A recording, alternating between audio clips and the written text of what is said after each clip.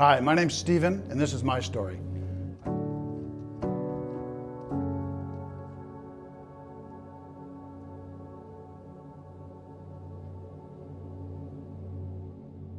I grew up in suburban Toronto, in a good, loving family, solid neighborhood, but definitely not religious in a secular environment.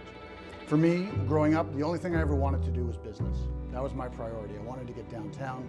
I wanted to be part of the hustle and bustle, wanted to do deals, wanted to make money. Priorities growing up were, like most of my friends, had to do with having a good job, making good money, nice home, nice car, good family and friends. I decided after university, however, that I was going to move over to China. And I ended up in Shanghai, and I was working there in real estate for a number of years.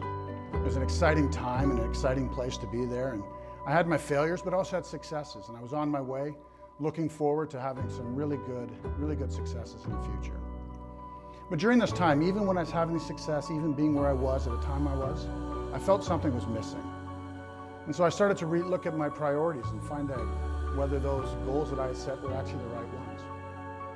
I had an opportunity to go to church, and I ran into an old friend there, and he invited me out to a group of businessmen. We used to meet on Saturday mornings, and so I went out to meet with them. It was interesting because I always thought Christianity and business didn't mix. But meeting these men and just how they talked about how they integrated their faith with their work was really eye-opening for me. Read the Bible, kept looking through, listening to lessons, and I started to learn what the priorities that God set for me were different than the ones I had set for me. And so I struggled a lot trying to figure out to rationalize or to put these priorities together.